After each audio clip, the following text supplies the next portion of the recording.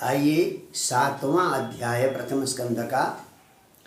जब अपने पूर्व जन्म की कथा सुनाकर भगवत गुणानुवाद लिखने का परामर्श देकर नारद जी चले गए, तो वेद व्यास वही ब्रह्म नदी सरस्वती के किनारे में, पश्चिम किनारे में जो सम्याप्रास नाम का क्षेत्र है, वही आजकल जिसको बद्रिकाश्रम से ऊपर माना गांव कहते हैं, व्यास गुफा भी वहीं पर है। तो उस जगह पर बदरी खंड मंडिते, जहाँ पर बेर की पौधे हैं, वहाँ बैठकर आचमन करके भगवान का मन से ध्यान करने लगे। कौन? वेद व्यास। जब निर्मल मन से भगवान का ध्यान करने लगे तो वेद व्यास के हृदय में साक्षात भगवान और भगवान की जो माया है, तो उनका उन्हें दर्शन हो गया। देखिए 4था श्लोक बहुत गजब का है। भक्ति योगे न मनसी सम्यक प्रणीते मले अपश्यत पुरुषं पूर्वं मायां च तदपाश्रयां। तो भक्ति योग के द्वारा जब मन को एकदम भगवान में प्रणीत किया, भगवान में लगाया, जब मन निर्मल हो गया, तो उस निर्मल मन में क्या देखा उन्होंने? पूर्वम पुरुषम, पुराण पुरुषोत्तम भगवान, और तदपाश्रयाम, भगवान का आश्रय लेने वाली भगवान की माया, यानी भगवती का भी दर्शन किया, माया और मायापति दोनों का दर्शन किया। तो समझिए उसी अवस्था में वो ध्यान मग्न हो गए। तो इसलिए ये भागवत को समाधि भाषा कहते हैं। समाधि भाषा कहते हैं। तो विद्वानों का कथन है कि 4 ग्रंथ ये प्रमाण के रूप में माने गए। कौन कौन से? एक तो वेद और गीता और ब्रह्मसूत्र, वेद गीता ब्रह्मसूत्र और समाधि भाषा व्यासस्य, व्यास की समाधि भाषा, यानी वेदाः वेद, ब्रह्मसूत्र वेदास्य ब्रह्मसूत्राणि ब्रह्मसूत्र, और भगवान श्री कृष्ण का वाक्य कौन? गीता, और समाधि भाषा व्यासस्य, व्यास की समाधि की भाषा भागवत। इनको क्या मानते हैं? प्रमाण मानते हैं। तो ये समाधि की अवस्था में उन्होंने श्रीमद् भागवत की रचना की, और उस रचना को उन्होंने अपने शिष्यों के साथ वीतराग सन्यासी बने हुए शुकदेव को पढ़ाया। देखिए 8वां श्लोक। ससंहितां भागवतीं कृत्वा नुत्क्रम्य चात्मजम्। तो वो संहिता भाग, इसलिए संहिता, जैसे वेद को संहिता कहते हैं, तो भागवत को भी क्या कहते हैं? परमहंसों की संहिता। परमहंस वीतराग संतों की ये संहिता है। उसे आत्मजम उत्क्रम्य, अपने पुत्र को देकर, सुकम अपने पुत्र को अध्यापयामास, पढ़ाया। बोले कैसे थे सुखदेव? निवृत्ति निरतम मुनिम, एकदम संन्यास मार्ग में, तपो मार्ग में लगे हुए मुनि थे, उनको पढ़ाया। अब यहाँ सुत जी को संदेह हुआ कि आत्मा रामास्य मुनयः निर्ग्रंथा अप्युरुक्रमे कुर्वन्त्यहेतु किं भक्तिम इत्थम भूत गुणो हरि। तो अब कहते हैं कि आत्मा राम मुनि भी भगवान की कथा में लम जाते हैं। बड़े बड़े त्यागी सन्यासी भी, जो निराकार ब्रह्म के उपासक हैं, वो भी भगवान के गुणानुवाद के प्रति आकर्षित होते हैं। तो इस प्रकार से ये बात भागवत की रचना हुई। अब आइए भागवत के मुख्य श्रोता, सुखदेव ने जिनको भागवत सुनाया, वे कौन है? ये है परीक्षित। और परीक्षित के जन्म की चर्चा प्रारंभ करने से पहले थोड़ा सा आप आइए महाभारत के युद्ध में। 18 दिन महाभारत का युद्ध चला। 18वें दिन सारे के सारे वीर गति को प्राप्त हो गए थे और दुर्योधन की जान तोड़ दी थी भीम ने। और अंत में दुर्योधन ने अश्वत्थामा को अपने खून से सेनापति नियुक्त किया।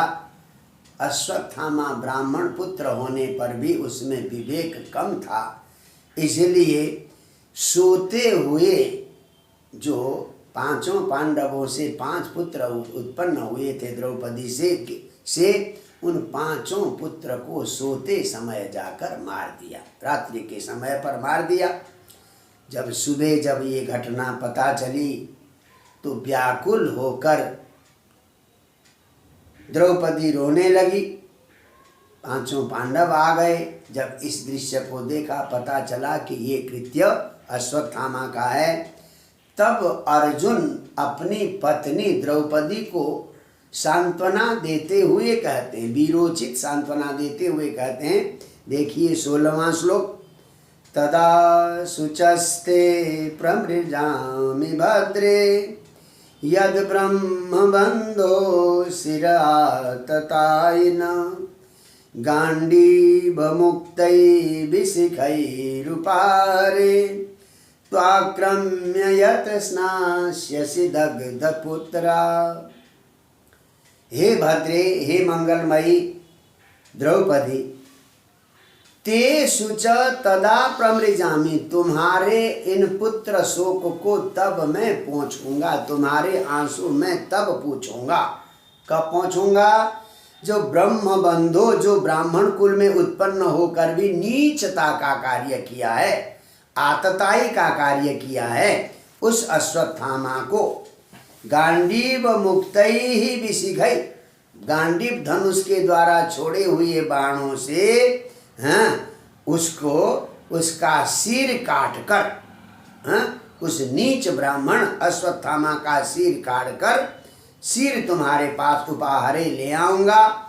अद्वा आक्रम्य, तुम उस सिर पर बैठकर स्नास्यसि, जब पुत्रों का दाह संस्कार करने के बाद माताएं स्नान करती है तो उस ब्राह्मण के सिर पर बैठकर तुम स्नान करना। ऐसा भयंकर क्रोध में आकर, अब पीड़ा भी, पितृ सुपुत्री सुपुत्र शोक भी था, क्रोध भी था, तो ऐसी प्रतिज्ञा की किसने? अर्जुन ने। किसके सामने? द्रौपदी के सामने। अब धनुष क्या नाम रथ पर बैठकर अर्जुन चल पड़े। थोड़ी देर तो भागता रहा अश्वत्थामा। जब देखा कि कोई उपाय नहीं है तो अश्वत्थामा ने चोरी से ब्रह्मास्त्र को सीखा था। देखिए हमारे पुराने गुरुजन कैसे होते थे। गुरु द्रोणाचार्य ने अर्जुन को ब्रह्मास्त्र का ज्ञान दिया, परंतु अपना सगा पुत्र था पर उसका वो पात्र नहीं था, तो अपात्र को ज्ञान नहीं दिया जाता है। तो वो अर्जुन को ब्रह्मास्त्र का उपदेश दे रहे थे और वो अश्वत्थामा खिड़की के पास जाकर छिप कर वो ज्ञान सुनने लगा। तो जब पता चला उनको कि भाई कोई बाहर सुन रहा है तो देखा वो चला गया। तो अस्त्र का प्रहार की विद्या तो उसने सुन ली चोरी करके अपने पिता से जो अर्जुन को बता रहे थे, चोरी करके सुन ली, परंतु उसका उपसंहार कैसे किया जाता। पहले क्या नियम था, आपने शस्त्र को प्रहार किया, अगर बीच में आपका विचार बना कि नहीं शस्त्र को वापस बुलाना है तो उसको वापस बुलाने की भी पद्धति थी। तो शस्त्र का प्रहार तो उसने सीख लिया चोरी छिपे खिड़की के पास से, परंतु उपसंहार की विद्या बाद में अर्जुन को बताई, वो अश्वत्थामा जान नहीं पाया। जब अंतिम स्थिति में जब अर्जुन उसको पकड़ने ही वाला था तो उसने क्या किया, कोई भी शरण नहीं था, कोई उपाय नहीं था, तो उसने ब्रह्मास्त्र का प्रयोग किया। किन पर? पांडवों पर। देखिए 19वां श्लोक, यदा शरणमात्मानम् ऐक्षत श्रान्तवाजिनम् अस्त्रं ब्रह्म शिरो मेले आत्मत्राणम द्विजात्मज। द्विजात्मज यानी द्रोणाचार्य का पुत्र जब देखा, यदा आत्मानम अशरणम ऐक्षत, जब अपने को देखा कि अब मुझे बचाने वाला कोई भी नहीं है, यानी रथ हाँक रहे हैं श्री कृष्ण और गांडीव लेकर आ रहा है पीछा करके कौन, अर्जुन। और श्रांतबाजिनम, घोड़े भी थक गए, अब भागने की कोई गति नहीं थी। तो उसने क्या किया, आत्मत्राणम, अपने को बचाने के लिए ब्रह्मशिर अस्त्रम मेले, ब्रह्मास्त्र को ही उसने अपने बचाने के लिए विचार किया और आचमन करके ब्रह्मास्त्र का संधान किया और ब्रह्मास्त्र का प्रयोग कर दिया। और ब्रह्मास्त्र का प्रयोग करते ही चारों ओर से जो है बाणों की वर्षा होने लगी, प्रचंड बाणों की वर्षा होने लगी।